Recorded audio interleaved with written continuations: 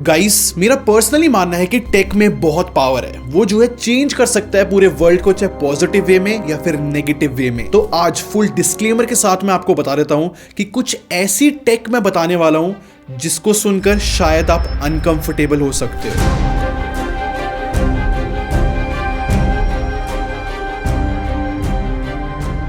सबसे पहले बात करते हैं क्रायोनिक्स टेक्निक के बारे में, और ये जो है टोटली होप पे बेस्ड है।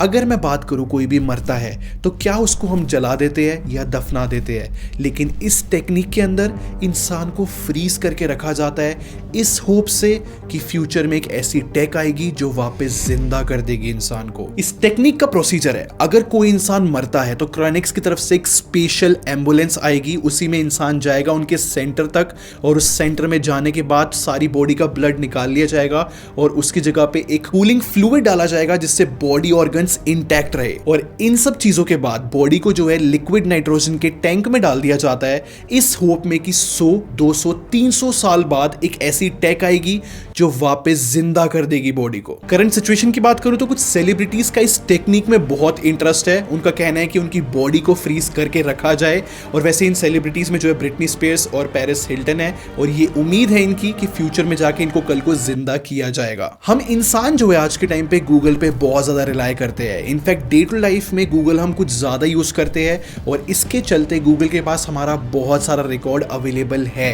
लेकिन मैं आपको बताना चाहता हूं कि गूगल हमारे बाथरूम में भी घुसना चाहता है, फॉर रियल। क्योंकि 2016 में गूगल ने एक पेटेंट फाइल किया है जिसका नाम है गूगल बाथरूम। पेटेंट में यह डिस्क्राइब किया गया है कि बाथरूम के हर एक जगह पे जो है सेंसर लगे हुए हैं, चाहे वो टॉयलेट सीट हो, मैट हो, इनफैक्ट यहाँ पर मिरर के अंदर कैमरा तक लगा हुआ है बाथरूम के। और गूगल का तो ये कहना है कि इसके पीछे का रीजन ये है जिससे हम अपनी हेल्थ को बहुत बेटर तरीके से ट्रैक कर सके। बात की गहराई को समझो। एग्जांपल अगर मैं दूं तो मैट के अंदर एक ऐसा सेंसर लगा होगा जिससे हार्ट रेट मेजर कर सकते हैं कि इलेक्ट्रिकल सिग्नल दिया जाएगा अगर आप उस पर खड़े होगे तो। या फिर अगर आप मिरर देख रहे हो तो उसके अंदर कैमरा लगा होगा जो आपकी स्किन कलर चेंज बता सकता है आपके स्मार्टफोन के अंदर ही कि हाँ भाई ये चेंज आ चुका है।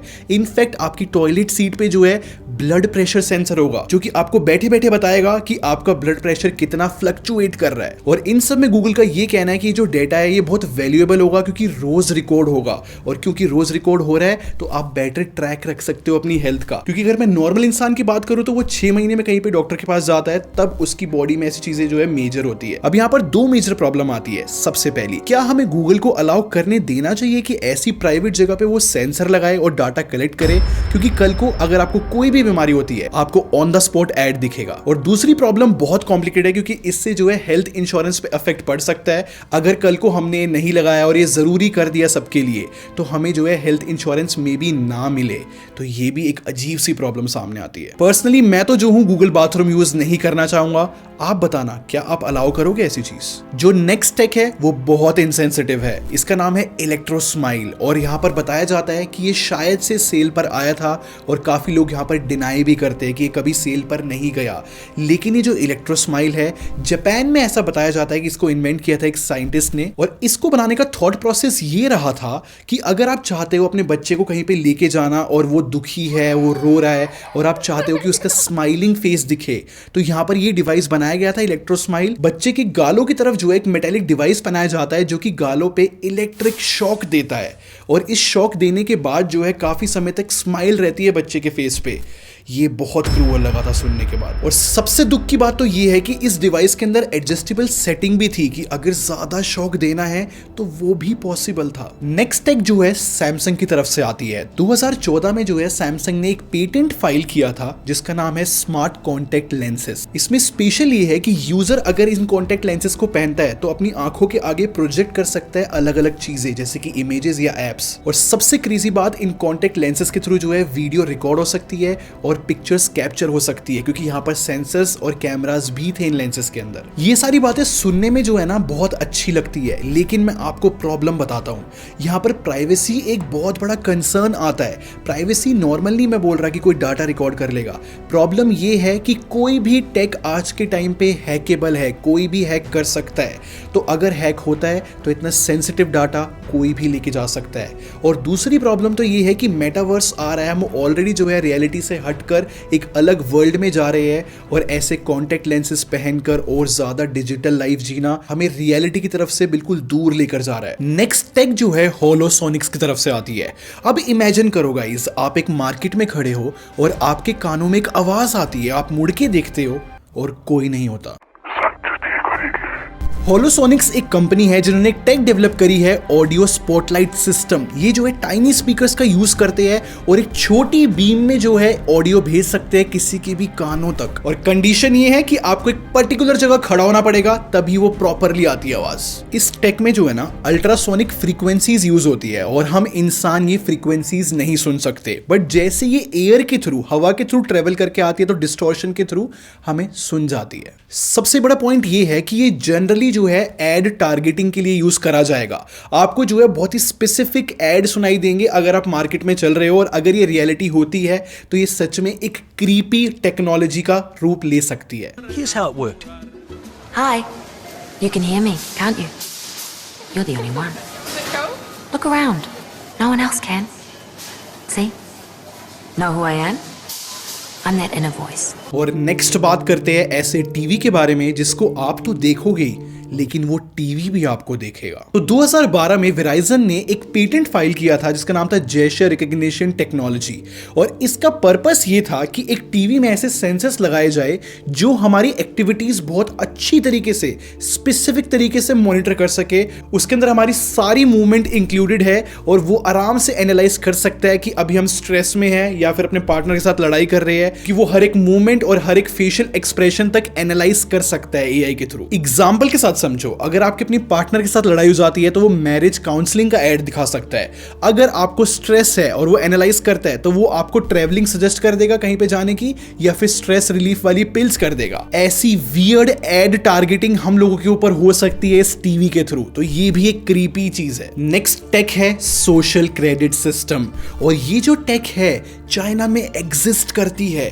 इसमें होता ये है कि आपको जो है ट्रैक किया जाता है कि आपका सोशल बिहेवियर कैसा है, आपको जो है पॉइंट्स दिए जाते हैं कि आपकी लोगों के साथ इंटरेक्शन कैसी हो रही है, चाहे वो इंटरेक्शन आप ऑनलाइन करो या फिर ऑफलाइन, चाहे फिर गवर्नमेंट ऑफिशियल्स के साथ। उसको देखते हुए आपको कुछ क्रेडिट दिए जाते हैं, और ऐसा बताया जाता है कि ये जो टेक है 2014 में अनाउंस करी गई थी और आज तक जो है 1.4 बिलियन लोगों को ट्रैक करा गया है चाइना के अंदर इस टेक के थ्रू। और अजीब बात तो ये है इन सब में कि अगर सोशल क्रेडिट स्कोर आपका ज्यादा है तो आपको लोन जो है बेटर इंटरेस्ट पे मिलेगा, आपको जगह जगह आपको डिस्काउंट मिलेगा, इनफैक्ट डेटिंग साइट पर ज्यादा मैचेस भी मिलेंगे। और इसी का अपोजिट की बात करें तो अगर आप नॉन स्मोकिंग एरिया में स्मोकिंग करोगे या फिर ट्रैफिक रूल्स को तोड़ोगे या फिर सोशल बिहेवियर आपका अच्छा नहीं है तो ये सोशल क्रेडिट स्कोर आपका कम कर दिया जाएगा, और इसकी पनिशमेंट अलग है। जैसे कि कुछ 9 मिलियन लोग थे जिनका स्कोर कम था चाइना के अंदर, उनको जो है डोमेस्टिक फ्लाइट टिकट्स खरीदने के लिए मना कर दिया, और 17 कुछ ऐसे चाइनीज लोग थे जिन्होंने मिलिट्री सर्विस के लिए मना कर दिया, तो उन लोगों को जो है हायर एजुकेशन नहीं करने दी। इतना ही नहीं, कुछ ऐसे लोग भी जिनका स्कोर बहुत कम था तो उनको ब्लैकलिस्ट कर दिया। और 2016 में एक नोटिस और दिया गवर्नमेंट ने कि अगर कोई ब्लैकलिस्ट बंदे हैं उनको हायर भी नहीं किया जाएगा कंपनी के अंदर। इन सब में सैड बात ये है कि ये बिग बॉस का घर लगने लगा है, जहां पर आपको हर टाइम जो है ट्रैक करा जाएगा, आपको स्कोर्स दिए जाएंगे और आपकी जो है डेमोक्रेसी बिल्कुल छीनी जाएगी। This is very sad. 1级950分 B 级，意味着你B 级意味着你都不能坐了，都不可以。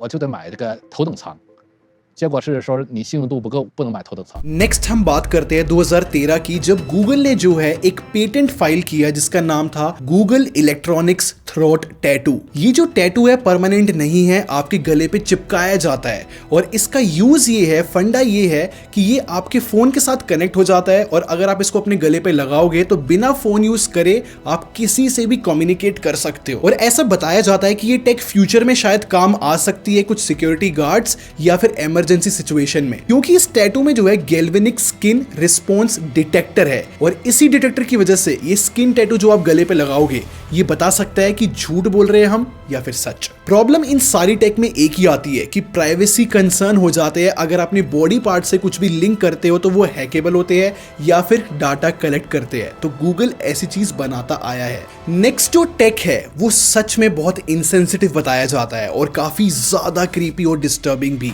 यहाँ पर स्मार्ट कॉफिन्स बनाने का ट्राई किया गया, मतलब कि स्मार्ट कबर।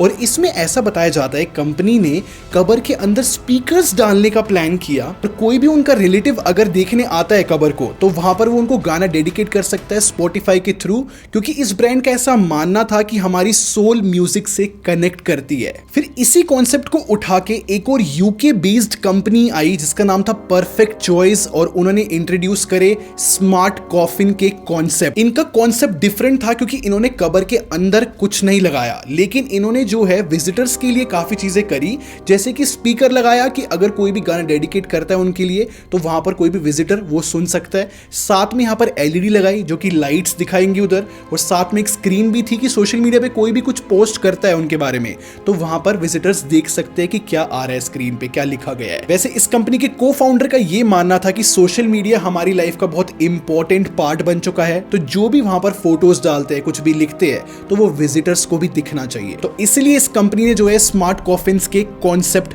निकाले। तो गाइस यहां पर खत्म होती है अजीबोगरीब टेक की लिस्ट। आप बताना क्या सोचते हो आप आज की वीडियो के बारे में। हमारी कोशिश रहती है कि एवरी थर्सडे आपके लिए कोई नए नए तरीके की टेक वीडियोस लेकर आ सके।